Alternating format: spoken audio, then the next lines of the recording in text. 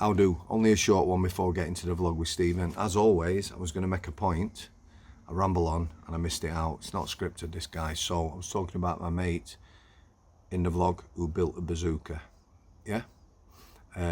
He had that published under Paladin Press. That was a underground sort of book club, if you like, based in Holland. That was a long time ago, that. When you watch the vlog, this will make sense. So even years ago, you know, there was stuff out there, dark stuff. There was no dark web, but there were books about all sorts, using household products, how to make terror products and the like. Now, information on the web is incredulous, it's all out there. But my point is that people can get hold of stuff, literature and that is quite dark, sinister and the like. So I'm just going to leave it there, guys. Thanks to everyone who supported the channel, Patreon, bought me a brew, and the amazing community you are. I'll see you into the vlog with Stephen. What is far right? It's not me. You know, if I have an opinion and I speak the truth, talk about facts, science or biology, don't make me far right, does it? However, today's vlog, far right, neo-Nazi, this ex-prison officer has been described as beautiful up here. The heather beneath is beautiful, like you say. And ta-da! Yeah, clean shaven. The missus says you look a scruff. Back to reality. Stephen is now deaf, quite definitely. I've had to wake him up from the side of my bed. He went for a kip. Anybody else's dog do that? Took himself upstairs, head on the pillow, and he was snoring like a good one. But now we're up here. It is beautiful. So I will talk to you, second part of the video, about a prison officer. What happened to a prison officer when he goes to prison? Where he might go? What might happen to him? Oh, this guy just melts, man. Now then, kid. Daddy woke you up, didn't he? Yes. Let's have a chill here. Don't want to be walking about too much, lad. Not at your age. Yeah, so this guy is accused. He was firstly found guilty, 8 years Sheffield Crown Court, of terrorist-related activities. Some of it was to do with evidence, which was a manual, some sort of book, which related to, you know, making devices, terror devices, talking about how to kill people and the like. Maybe something you could purchase from the dark web. I've never been on the dark web, but I would imagine now you can purchase anything. Let me just tell you briefly, my friend many years ago loved pyrotechnics, fireworks, explosives. He used to make all sorts of devices. He wasn't a terrorist. He was just fascinated. He actually made a bazooka. Those of you who don't know what a bazooka is, a long barrel. You would shoulder mount it and fire projectiles. He made one out of household products, plumbing pipe and the like. He perfected it and he wrote a book, How to Make a Bazooka. Again, he wasn't a terrorist, just fascinated, clever lad. He now works in an industry with pyrotechnics and he's worked on some of the Bond films. Yeah, you know, all the booms and everything else. He's had stuff to do with that. Back to this guy, so he's got a manual. That has been part of the evidence. The other is how he's conducted himself in life, and we all get judged on that. So he was a prison officer at Armley. People there probably knew what his beliefs were or whatever.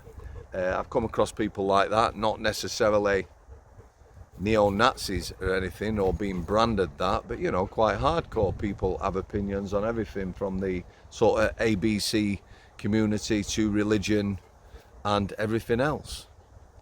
Yeah. So he got that and he ran a gym. The gym was classed at you can read the article if you want in pink comment, but it was classed as a sort of all-white gym.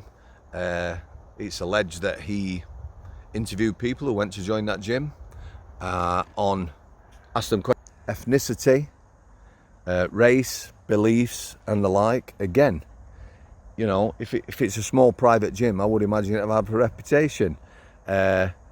Maybe has not been a gym most people want to join. But there you go. And then he talks about other things about how he conducted himself. But safe to say, he went to court.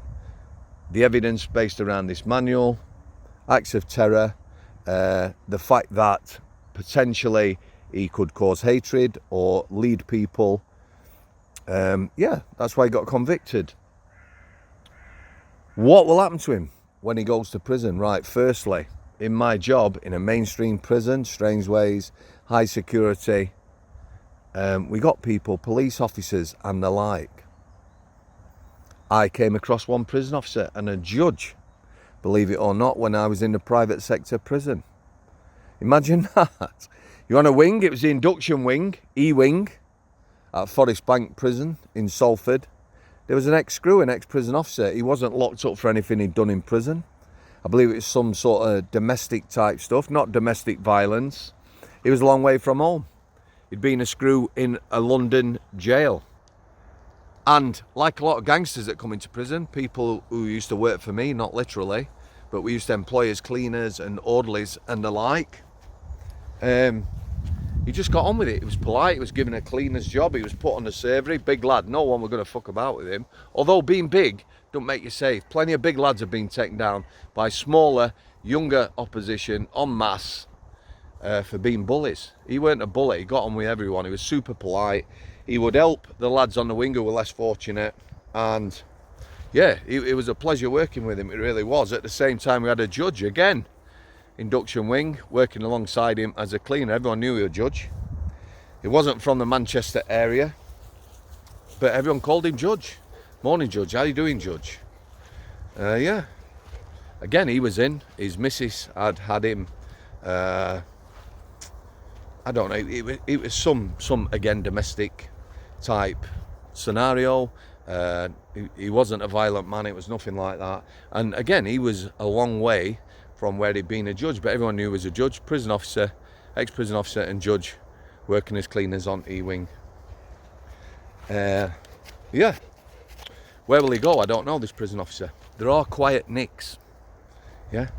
Prisons that are soft, I would call soft. And that's about the clientele who's housed there. Probably a lot of sex offenders. Coppers, they'd be sent there. Again, I've seen coppers at Strangeways Prison and Forest Bank where I work, but they were down the segregation on the healthcare separated, or on the VP wing, vulnerable prisoners with the sex offenders.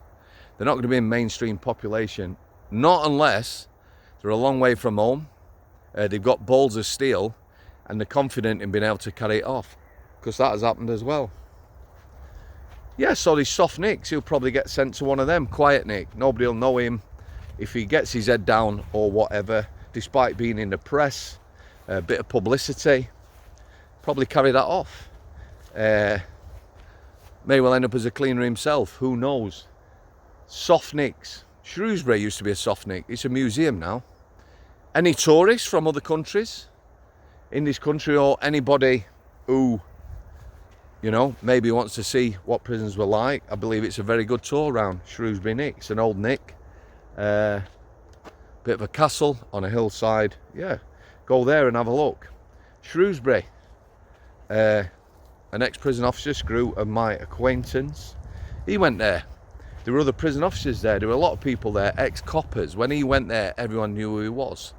He didn't get touched, he didn't get armed, got his head down and got on with the job. So being an ex-prison officer, you know, not necessarily a bad thing.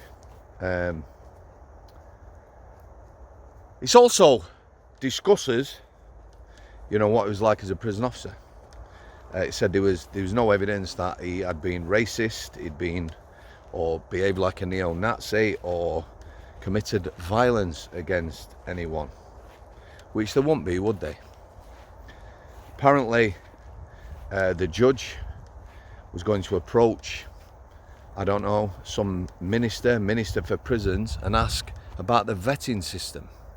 Yeah, how he'd managed to become a prison officer. So vetting prison officers, got 3 boxes we need to tick. Yeah, common sense, how you treat and speak to people, and what's another good one? Oh yeah, having empathy. Yeah, there's not 3 boxes. Yeah, there's fuck all. Right now, recruitment, yeah, they are employing anybody, quite literally anybody. I've met prison officers who've used false names, used their girlfriend's name to get a job. That's both private and public sector and got jobs. So yeah, they're that short now, they literally will take anyone. No disrespect to anyone who's joining up now, who's taking a job. It is what it is. I'm going to leave it there. Stephen, I'd like to thank everyone who supported the channel. Guests past, present and future. And again, God bless you as a community. Fantastic support for guests. It's amazing. Both comments, you know, very uplifting. I am eternally grateful. Yes, Stephen, we're going home now. Apologies.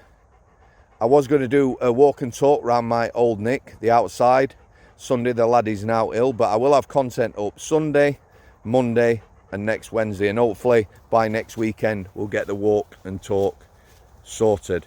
Thanks for coming. God bless you all. I'll see you.